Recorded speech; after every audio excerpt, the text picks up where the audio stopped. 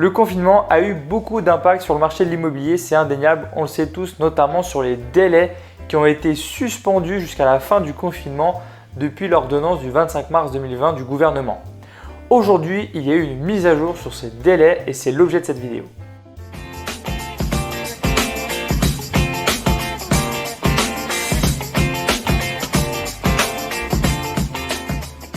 Avant de t'expliquer la mise à jour qui a un impact énorme dans le marché de l'immobilier, je t'invite à t'abonner à la chaîne ImmoFamily. Pour ça, pas compliqué, tu as un logo en bas à droite de cette vidéo, tu le survoles, tu cliques sur s'abonner et moi ça me permet de savoir que mon contenu te plaît, est intéressant et ça me motive pour faire encore plus de contenu de ce genre. Si tu veux connaître un petit peu plus les astuces dans l'investissement immobilier, je t'invite à aller dans la description de cette vidéo, tu as un lien. Tu remplis le formulaire et je t'envoie toutes mes astuces dans l'investissement immobilier régulièrement mises à jour directement dans ton mail. Petit sommaire de cette vidéo, en partie 1, je vais te réexpliquer l'ordonnance du 25 mars qui a été faite sur l'ordonnance du 25 mars sur les délais. Et en deuxième partie, on va voir du coup la mise à jour.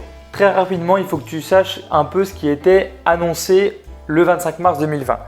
Les délais de rétractation étaient suspendus pendant le confinement et plus que ça, ils étaient reportés un mois après la date de fin de confinement. Concrètement, ça veut dire quoi? Ça veut dire que tous les délais, par exemple dans le confinement, tu avais signé un compromis de vente, le délai de rétractation ne démarrait pas au 11 mai 2020 comme on le sait maintenant que la fin du confinement c'est le 11 mai 2020.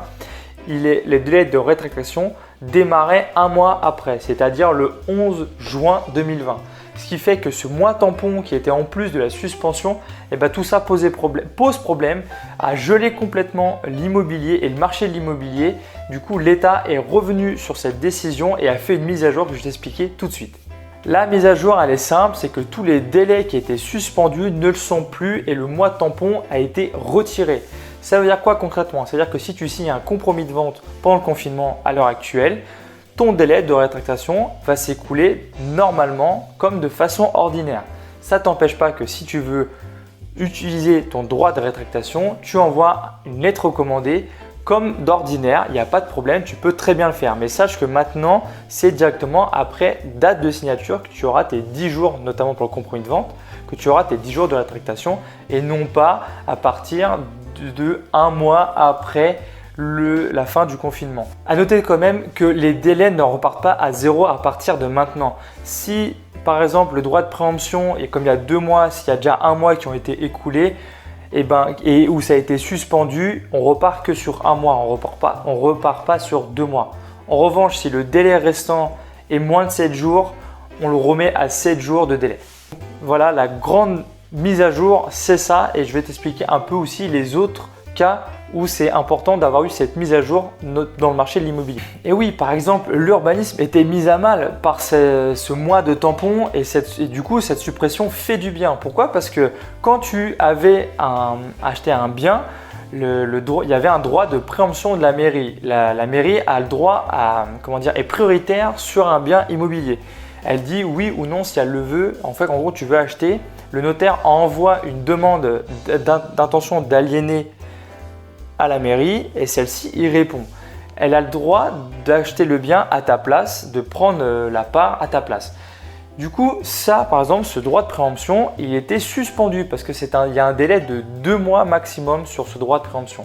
Ce délai-là était suspendu et du coup, ça a gelé tous les actes de vente en cours en ce moment. Donc, tu peux comprendre que cette mise à jour qui est d'arrêter de suspendre les délais légaux du marché immobilier fait vraiment du bien, notamment aussi au droit de préemption. Il faut savoir aussi que le permis de construire, le droit au recours au permis de construire et tous ces délais légaux sont aussi impactés. Je ne vais pas tous te les citer, je t'ai fait 2 exemples avant, mais voilà, comprends bien que tous les délais légaux concernant le marché immobilier, que ce soit la vente ou la construction, en tout cas tout le marché immobilier est impacté par cette mise à jour. Voilà, cette vidéo touche à sa fin. Très courte vidéo parce que c'est qu'une mise à jour, mais elle a un impact énorme sur les délais légaux et sur le marché de l'immobilier. Si tu es futur vendeur ou futur acheteur, je pense que vraiment cette information-là est extrêmement importante et ImmoFamily te devait de te partager ça. En attendant, si cette vidéo t'a plu, n'hésite pas à la liker. Si tu as d'autres questions, n'hésite pas à la commenter et surtout partage cette vidéo tout autour de toi car n'oublie pas Internet que c'est toi qui fais vivre la chaîne.